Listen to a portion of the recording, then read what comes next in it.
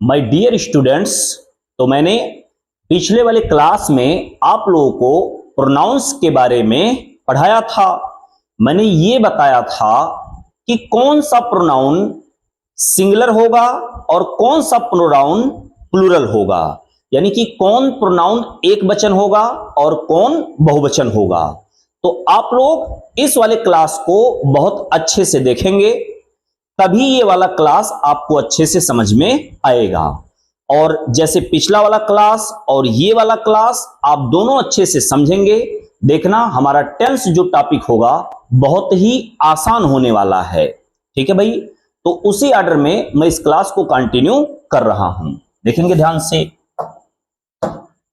आज हमारा टॉपिक होगा टाइम। ठीक है भाई, टाइम का मतलब क्या होता है इस इंग्लिश लैंग्वेज में? काल। और ये काल क्या होता है? यही समय। ठीक है भाई, यानी कि ये जो टाइम होते हैं ये कितने पार्ट में डिवाइड होते हैं? तो ये जो टाइम होता है ये 3 पार्ट में डिवाइड होता है। कौन सा? एक पास्ट और एक प्रेजेंट और अगला है हमारा फ्यूचर। देखेंगे, मैंने कहा कोई भी व्यक्ति इंग्लिश को कितने भी लंबे समय तक बोले, कितना भी ज्यादा बोले, तो या तो वो पास्ट के टाइम का बोलेगा, या फिर प्रेजेंट के टाइम का बोलेगा, या फिर फ्यूचर के टाइम का बोलेगा। या फिर ऐसे देख लें, एक व्यक्ति के जीवन काल में जो टाइम होता है वो मेनली 3 पार्ट में डिवाइड होता है, एक पास्ट में और एक प्रेजेंट में और एक फ्यूचर में। जैसे मुझको ही ले लीजिए, यानी जो मेरा टाइम बीत चुका है बचपन से लेकर अभी तक, ये मेरा पास्ट टाइम होगा, और जो चल रहा है मैं आपको पढ़ा रहा हूं ये प्रेजेंट है, और जो आएगा वो हमारा क्या होगा? फ्यूचर होगा। वैसे लैंग्वेज जब भी हम बोलेंगे तो या तो वो वाक्य पास्ट के होंगे या प्रेजेंट के होंगे और या फिर वो फ्यूचर के होंगे। इसके अलावा वो चौथा किसी भी टाइम का नहीं होगा। अगर यकीन ना हो रहा हो तो आप बोल सकते हैं, आप 2 घंटे 4 घंटे कितना भी समय आप बोलेंगे तो या तो वो वाक्य पास्ट का होगा या प्रेजेंट का होगा और या फिर फ्यूचर का होगा। तो चलिए मैं इसकी हिंदी भी लिख दे रहा हूं। पास्ट का मतलब होता है भूतकाल। भूतकाल का मतलब होता है ऐसा वाक्य जो पास्ट का हो। प्रेजेंट का मतलब होता है वर्तमान टाइम, यानी इसको हम कहेंगे वर्तमान काल। ठीक है भाई, काल का मतलब समय से है यहां पर। और फ्यूचर क्या होता है? तो फ्यूचर होता है भविष्य काल। ठीक है भाई, नाम से पता चल गया होगा कि जो वाक्य बीत चुका है वो पास्ट का होगा, और जो वाक्य इस समय का है वो प्रेजेंट का होगा, और जो वाक्य आगे वाला होगा वो हमारा फ्यूचर का होगा, यानी कि भविष्य का होगा। ठीक है भैया, अब हम ये देखेंगे कि मैं पास्ट के वाक्य को भी बोलूंगा, प्रेजेंट के भी वाक्य को बोलूंगा और फ्यूचर के वाक्य को बोलूंगा। और जैसा कि अगर मैं बोलूं कि मैं एक टीचर था तो ये पास्ट का है, और मैं एक टीचर हूं तो ये प्रेजेंट का है, और मैं एक टीचर बनूंगा ये फ्यूचर का है। ठीक है भैया, मैंने कहा आप सब विद्यार्थी थे ये पास्ट का होगा, और आप सब विद्यार्थी हैं ये प्रेजेंट का होगा, और आप सब विद्यार्थी होंगे तो ये फ्यूचर का होगा। तो यहां पर हमने ये देखा कि जो हिंदी वाला वाक्य पास्ट का था उसमें हमने देखा कि उसके वाक्य के अंत में था, थे और थी ऐसे वर्ड आते हैं। यानी कि जब हम पास्ट का वाक्य बोलेंगे तो उसके लास्ट में था, थे, थी ऐसे शब्द दिखाई पड़ते हैं। और अगर हम प्रेजेंट का बोलेंगे, है, हो, हूं और हैं, ऐसे शब्द मुझे प्रेजेंट में दिखाई देंगे। और अगर मैं फ्यूचर का कोई वाक्य बोलूंगा तो देखेंगे वहां पर दिखेगा आपको गा, गे और गी ऐसे दिखेंगे। यानी हम ये कह सकते हैं कि था, थे, थी पास्ट दिखाता है, यानी पास्ट टाइम दिखाता है। और है, हो, हूं, हैं ये प्रेजेंट टाइम दिखाता है। और गा, गे, गी ये फ्यूचर टाइम दिखाता है। ठीक है भाई। जैसे मैं एक वाक्य लिख दूं, मैंने लिखा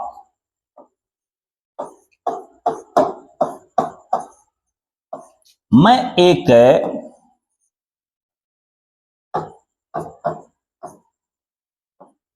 अध्यापक, बस अब मैं इसी पे रुक जा रहा हूं।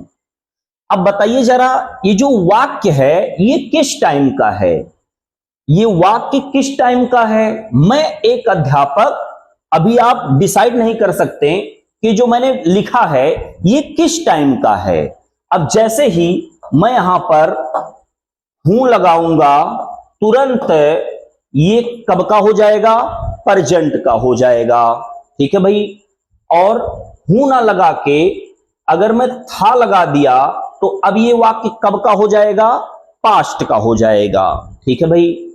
और अगर मैं हूंगा लगा दिया तो ये वाक्य कब का हो जाएगा? फ्यूचर का हो जाएगा। यानी कि सर जी ये जो था, थे, थी, है, हो, हूं, हैं या फिर गा, गे, गी ये क्या करते हैं? ये टाइम बताते हैं। ये हिंदी वाले वाक्यों में टाइम बताते हैं कि जो वाक्य है वो पास्ट का है कि प्रेजेंट का है कि फ्यूचर का है। ठीक है भाई। बट ये किस लैंग्वेज में बताते हैं? हिंदी में बताते हैं। और हम हिंदी तो पढ़ नहीं रहे हैं, हम पढ़ रहे हैं इंग्लिश। तो यानी इसमें भी कुछ ऐसा व्यवस्था जरूर होगा जो शायद पास्ट बताए या प्रेजेंट बताए या फिर फ्यूचर बताए। तो देखेंगे ध्यान से। मैंने कहा अब हम लोग इंग्लिश में बढ़ते हैं। तो अगर हिंदी वाले वाक्यों में था, थे, थी रहे तो पास्ट होता है। लेकिन अंग्रेजी वाले वाक्यों में अगर वाज या फिर वर और या हैड ये दिखे तो हम कहेंगे ये वाक्य पास्ट टाइम का है। हिंदी में था, थे, थी दिखेगा तो हम कहेंगे पास्ट है। और अंग्रेजी वाले वाक्य में वाज वर हैड दिखेगा तब हम कहेंगे ये इंग्लिश का वाक्य पास्ट का है। प्रेजेंट में है, हो, हूं, है दिख रहा है। अगर अंग्रेजी का वाक्य होगा तो इसमें इज, आर, एम और हैज और हैव ये दिखेगा। ठीक है भैया। अगर हिंदी का वाक्य होगा फ्यूचर का तो गा, गे, गी दिखेगा। अगर इंग्लिश का वाक्य होगा तो यहां आप देखेंगे आपको दिखेगा विल बी, शैल बी और विल हैव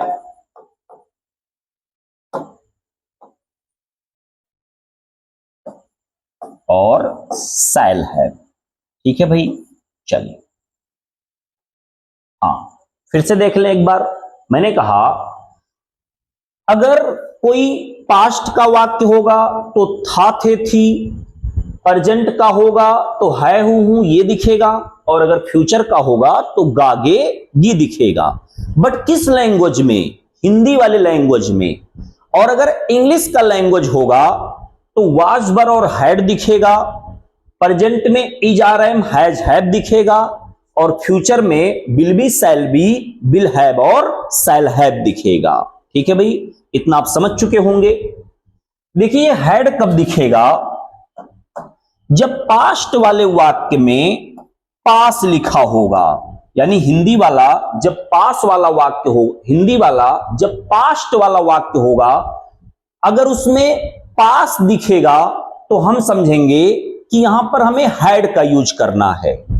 अच्छा, हैज हैव कब दिखेगा, जब पास वाली बात होगी वर्तमान में, प्रेजेंट में, तो हैज हैव दिखेगा। और विल बी और शैल बी कब दिखेगा, ये भी जब पास वाली बात होगी तो विल बी और विल हैव और शैल हैव दिखाई देगा। ठीक है भैया, समझ चुके होंगे। जैसे मैंने कहा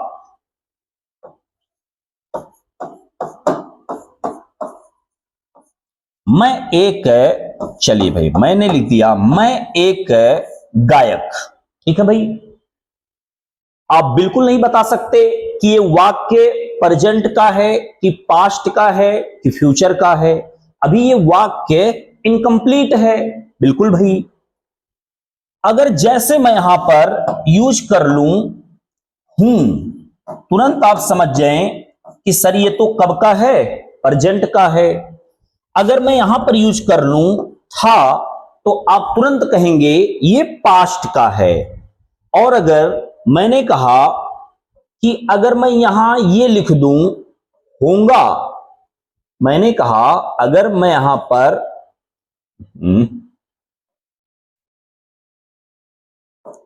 होगा लिख दूं तो आप समझ गए कि ये वाक्य कब का हो गया, फ्यूचर का हो गया। बिल्कुल सेम ऐसे ही इंग्लिश में भी होता है, देखेंगे ध्यान से।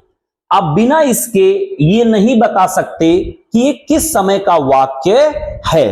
ऐसे अगर मैं इसका इंग्लिश लिख दूं, अगर मैं इतना केवल लिखूं आई ए और गायक का मैंने लिख दिया सिंगर, बताइए जरा, बिल्कुल नहीं बताया जा सकता कि ये किस टाइम का वाक्य है, बिल्कुल नहीं।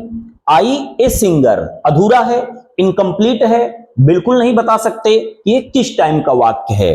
बट जैसे मैंने यहां पर लगा दिया एम, आप तुरंत जान गए कि ये जो वाक्य है ना, ये प्रेजेंट का है। ये कब का है, प्रेजेंट का है। अगर मैं ये ना लगा के, अगर मैं यहां पर ये लगा दूं वॉज, तब भी आप समझ गए कि ये तो अब कब का है, पास्ट टाइम का वाक्य है। ठीक है भाई, और इसको हटा करके अगर मैं यहां पर शैल बी लगा दूं, तब भी आप समझ गए कि ये कब का है, फ्यूचर का है। ठीक है भैया, यानी आप देख रहे हैं कि ये was, were, had, is, are, am, has, have, will be, shall be, will have और शैल हैव, ये क्या करते हैं, ये टाइम दिखाते हैं। क्या दिखाते हैं, टाइम। कैसा टाइम, क्योंकि यही हमें बताते हैं कि लिखा गया जो वाक्य है पास्ट का है या प्रेजेंट का है या फिर फ्यूचर का है। यानी ये लोग ना, ये सारे के सारे हमारी सहायता करते हैं। क्या सहायता करते हैं, टाइम बताने का। ठीक है भैया, क्या बताने का, टाइम। क्योंकि बिना इसके हम बता ही नहीं सकते कि जो हमारा वाक्य है ये किस टाइम का है। जैसे यहां पर मैं कोई भी इसमें में से या इसमें में से एक, जैसे मैं यहां पर लिखूंगा तुरंत क्लियर हो जाएगा कि ये जो वाक्य लिखा हुआ है ये पास्ट का है कि प्रेजेंट का है या फिर फ्यूचर का है। ऐसे ही हिंदी में भी है, अगर आप ये नहीं लगाओगे तो पता नहीं चल पाएगा कि ये हिंदी वाला वाक्य पास्ट टाइम का है या प्रेजेंट टाइम का है या फिर फ्यूचर टाइम का है। यानी मुझे ये बात समझ में आया कि ये जो हूं, था, हूंगा, यानी था, थे, थी, है, हो, हूं, गा, गेगी, ये हिंदी वाले वाक्यों में टाइम दिखाते हैं। वैसे एक व्यवस्था बना है, अगर इंग्लिश वाले वाक्यों में टाइम दिखाना है तो was, were, had, is, are, am, has, have, will be, shall be, will have और शैल हैव, ये सब भी क्या करते हैं, हेल्प करते हैं। क्या दिखाने में हेल्प करते हैं? टाइम दिखाने में। तो मैं इनका नाम रख दे रहा हूं, इन तीनों का मैं एक नाम रख रहा हूं और इसी नाम से इनको मैं आगे पुकारूंगा। ये और हमारा ये, इनका मैंने नाम रखा है हेल्पिंग। भाई हेल्प कर रहे हैं, बिल्कुल भाई। तो इनका नाम मैंने रखा हेल्पिंग वर्ब। ठीक है भैया, मैंने क्या नाम रखा? हेल्पिंग वर्ब, क्योंकि ये हेल्प ही तो करा रहे हैं। अच्छा, वर्ब मैंने क्यों लिखा, ये मैं आगे वाली वीडियो में आप लोगों को बताऊंगा कि वास्तव में ये क्रिया हैं, जो हैं, था, थे, थी हैं, होंगे हैं, ये सब भी एक क्रिया है। और यहां पर इसीलिए हमने इसका नाम रख दिया है हेल्पिंग वर्ब। और ये जो हेल्पिंग वर्ब है, ये हमारी क्या सहायता करते हैं? टाइम बताने में। क्या बताने में? टाइम बताने में। कैसे सर? क्योंकि यही ना होते ना तो हम बिल्कुल नहीं बता सकते कि जो हम वाक्य लिखे हैं वो पास्ट का है, प्रेजेंट का है और या फिर फ्यूचर का है। यानी ये सब हेल्प करते हैं। क्या हेल्प करते हैं? टाइम बताने में। इसीलिए हमने इनका नाम रख दिया क्या? Helping verb. ठीक है भाई, यहां तक बातें समझ में आई होंगी। अब हम लोग अगला बढ़ेंगे, देखना है ध्यान से। एक चीज मैं और आपको बता दूं,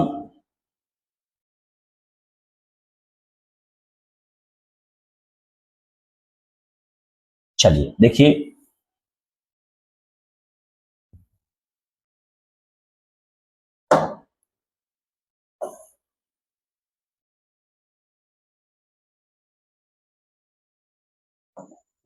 देखेंगे। अब आप एक चीज देखें, मैंने कहा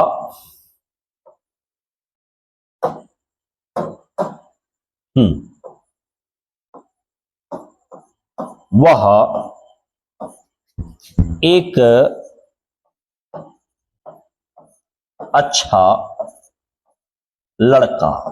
ठीक है भाई, ये मैं आपको 2-3 वाक्य करा रहा हूं क्योंकि इसका डायरेक्ट इंपैक्ट आपके टेंस पे पड़ेगा। ठीक है, अगर आप ये समझ रहे हैं तो समझिए आपके टेंस भी तैयार हो रहे हैं। तो देखना ध्यान से, वह एक अच्छा लड़का।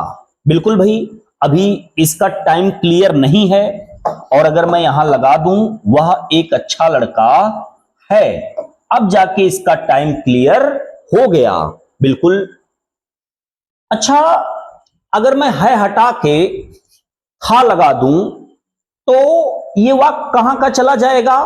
पास्ट के टाइम का चला जाएगा। और वह एक अच्छा लड़का अगर मैं यहां होगा लगा दूं तो ये वाक्य कहां का चला जाएगा? फ्यूचर में चला जाएगा। यानी आपने एक चीज देखा कि इतना जो हमारा वाक्य है, इतना जो हमारा वाक्य का पार्ट है, ये तीनों टाइम में सेम है। तीनों टाइम में क्या है? सेम है। पास्ट में भी सेम है तो प्रेजेंट में भी सेम है। था लगा दूं तो पास्ट में भी सेम है और होगा लगा दूं तो फ्यूचर में भी सेम है। यानी देखा जाए तो हमें बहुत ज्यादा पढ़ने की नीड नहीं है, क्योंकि हमें ध्यान केवल किसका रखना है? इन्हीं छोटे छोटे वर्ड का रखना है। ये तो सब तीनों टाइम में सेम ही होते हैं। बिल्कुल भाई। तो चलें, अब हम लोग देख लेंगे ध्यान से भाई।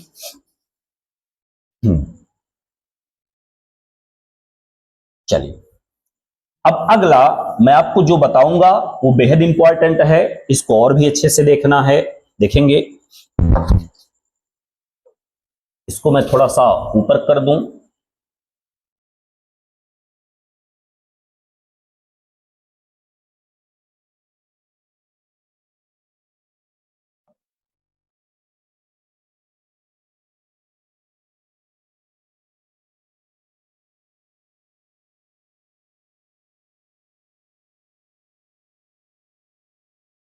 चलिए देखिए ध्यान से, बिल्कुल ऐसा ही रख देते हैं।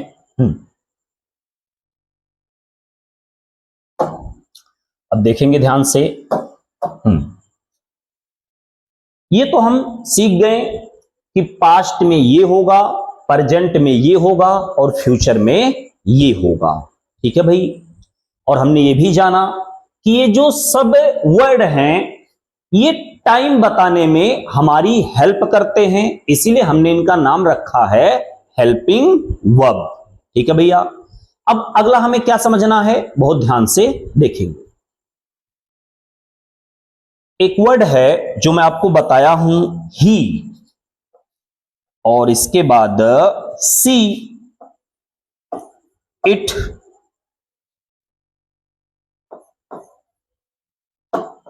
दिस,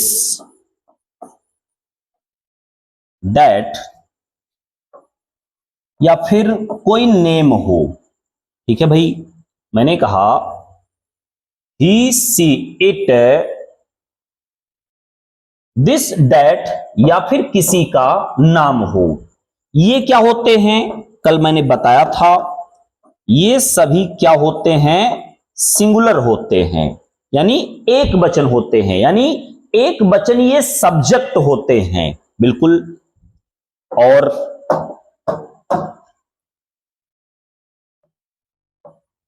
यू,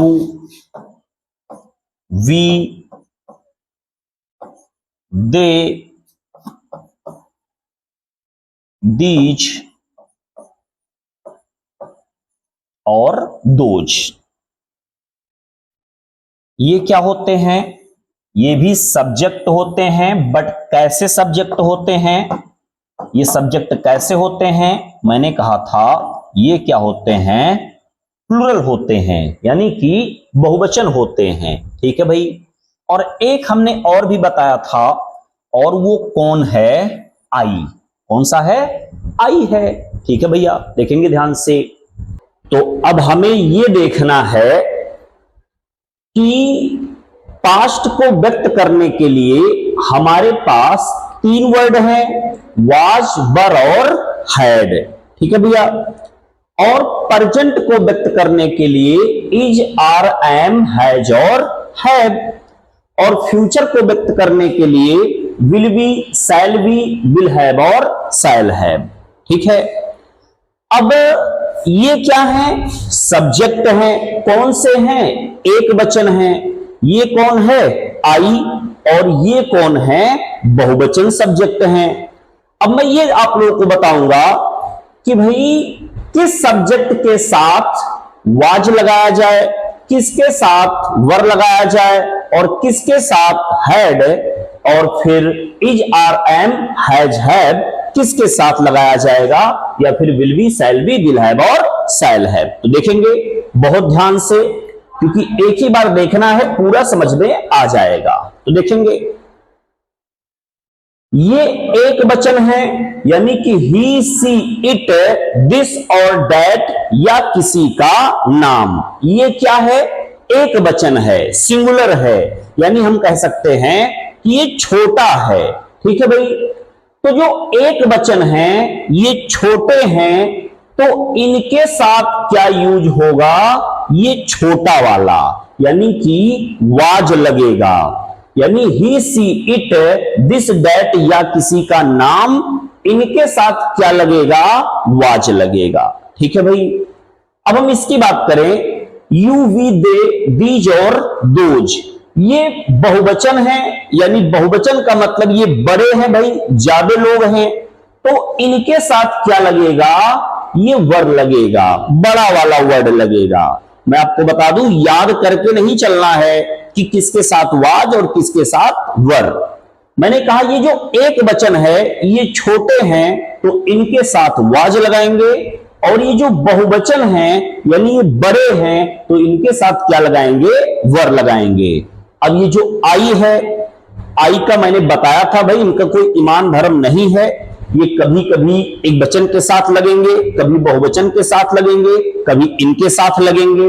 तो यहां पर यानी पास्ट में ये जो आई है ये किसके साथ जाएगा, एक वचन के साथ, इसीलिए आई के साथ भी क्या लग जाएगा, वाज लग जाएगा, और जो बहुवचन है इनके साथ क्या लग जाएगा, वर लग जाएगा। ठीक है भाई, समझ गए होंगे। अब चलिए हम देखें, अच्छा हैड की हम बात कर लें, यानी ठीक है ये समझ गए कि एक वचन और आई, इसके साथ वाज, और बहुवचन के साथ क्या लगेगा, वर लगेगा। अब ये हैड किसके साथ लगेगा, तो देखेंगे ध्यान से, ये जो हमारा वर्ड है, हैड का मतलब होता है पास, यानी हम ये समझें कि हैड का तो पास बना है, यानी ये इनके साथ भी लग जाएगा, आई के साथ भी लग जाएगा, और बहुवचन के साथ भी लग जाएगा। यानी कि अगर हैड वाक्य में दिखाई देगा तो एक वचन, बहुवचन और आई सबके साथ क्या लगेगा, हैड। लेकिन अगर वाज और वर में देखना हो तो एक वचन और आई के साथ वाज और बहुवचन के साथ क्या लगेगा, वर। ऐसा किसमें हम करते हैं, पास्ट के टाइम में। अब हम बात करेंगे कि प्रेजेंट के टाइम में कैसे यूज करते हैं, तो देखेंगे ध्यान से। मैंने कहा ये सिंगुलर हैं, एक वचन है, तो इनके साथ क्या लगेगा, ये छोटा वाला इज, और ये बहुवचन है, ये बड़े हैं, तो इनके साथ क्या लगेगा, बड़ा वाला आर। और जो हमारा आई है, अब की बार ये अपने साथ न इज को लेगा न आर को, बल्कि ये अपना एक स्वयं लेकर आया है, कौन, एम। ठीक है भैया, यानी हम कहेंगे प्रेजेंट में टाइम दिखाने के लिए एक वचन के साथ इज, बहुवचन के साथ आर, और आई के साथ केवल एम। और मैं आपको बता दूं कि एम एक ऐसा हेल्पिंग वर्ब है जो किसी और सब्जेक्ट के साथ यूज नहीं होगा, वो केवल यूज होगा आई के साथ। बशर्ते आई और किसी हेल्पिंग वर्ब के साथ यूज हो जाएगा, लेकिन एम किसी और सब्जेक्ट के साथ यूज नहीं होगा। ठीक है भैया, एक वचन के साथ इज, बहुवचन के साथ आर, और आई अकेले के साथ एम। ठीक है भाई, अब जरा देखें हम हैज और हैव वाले केस में, देखेंगे ध्यान से। अब ये जो एक वचन है, इन दोनों में अगर लगाना हो तो छोटा कौन, हैज, यानी इनके साथ क्या लगेगा, हैज लगेगा। और ये जो बड़े हैं यानी बहुवचन हैं, इनके साथ क्या लगेगा, हैव लगेगा। अब आई ने कहा कि भाई मुझे मजा नहीं आया, इसमें तो इसके साथ चले गए थे। अब की बार पास्ट में वाज के साथ हम लगे थे, लेकिन अब की बार हम किसके साथ लगेंगे, हैव के साथ। तो अब की बार जो आई है वो किसके साथ जाएगा, हैव के साथ जाएगा। ठीक है भाई, यानी एक वचनकर्ता के साथ हैज, और जो बहुवचन है इनके कर्ता के साथ हैव, और आई के साथ भी क्या जुड़ेगा, हैव जुड़ेगा। ठीक है भैया, अब हम अगला समझेंगे फ्यूचर में। फ्यूचर में देखें कैसे क्या होता है। अब मुद्दा यह है कि फ्यूचर में एक वचन और बहुवचन का ध्यान नहीं दिया जाएगा। देखेंगे, या चलिए ऐसा रहने ही दें हम।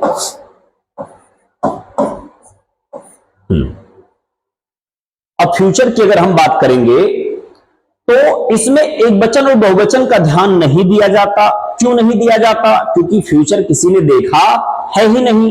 पास्ट तो देखे होंगे, प्रेजेंट भी देखे होंगे, बट फ्यूचर के बारे में हमें कोई आइडिया है ही नहीं। तो यानी कि हम इसमें एक वचन और बहुवचन का ध्यान नहीं देंगे, बल्कि इसमें हम केवल हमारा मतलब दो वर्डों से होगा, एक आई और एक हमारा वी। यानी आई और वी, इनके साथ फ्यूचर में हम यूज करेंगे शैल बी। ठीक है भाई, मैंने कहा एक वचन और बहुवचन का ध्यान नहीं दिया जाएगा, केवल आई और वी के साथ किसका यूज किया जाएगा, शैल बी। और बाकी जो भी बचेंगे इनके साथ क्या यूज किया जाएगा, विल बी यूज किया जाएगा। ठीक है भाई, अब वही कंडीशन पास वाले केस में भी है। आई और वी के साथ क्या यूज होगा, शैल हैव, और जो बचेंगे इनके साथ क्या यूज होगा, विल हैव। आई वी के साथ शैल हैव, बाकी सबके साथ विल हैव। और अगर इसमें हमें यूज करना है तो आई वी के साथ शैल वी, और बाकी जो बचेंगे उनके साथ विल बी। ठीक है, बट कहीं कहीं पर आप ऐसा देखोगे कि आई वी जब सब्जेक्ट होगा तो उसके साथ आपको विल भी दिखेगा, और ये जो ये वाले वर्ड हैं, ये वाले जो सब्जेक्ट हैं जिनके साथ विल भी लगना चाहिए, इनके साथ क्या दिखेगा? शैल भी दिखेगा।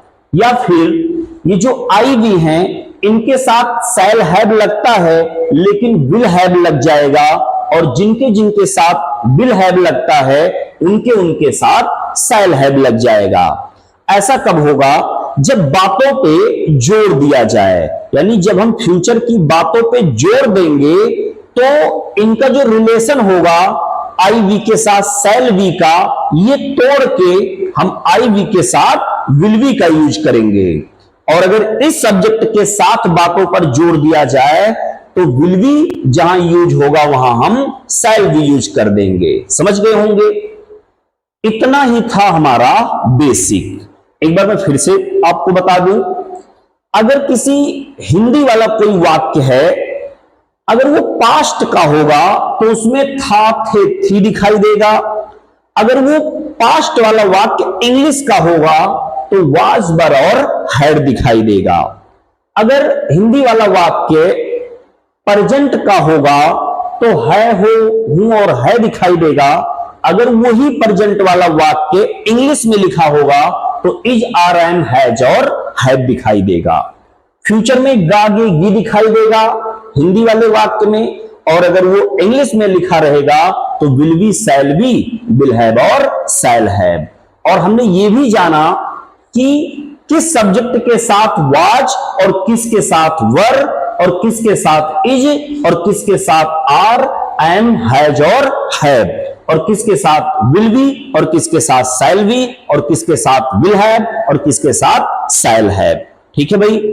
अब जिस स्टूडेंट ने इतना अच्छे से लर्न कर लिया उसके लिए टेंस में ज्यादा प्रॉब्लम होने वाला नहीं है। वो बड़ी आसानी से सारे के सारे टाइप जो टेंस होंगे उसको बड़ी आसानी से वो समझ लेगा।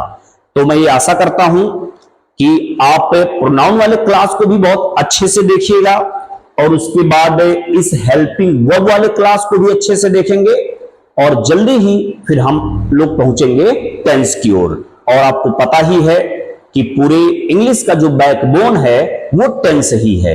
अगर जिस बच्चे ने टेंस अच्छे से समझ लिया तो फिर पूरी इंग्लिश उसके लिए बहुत ही आसान होने वाली है। धन्यवाद।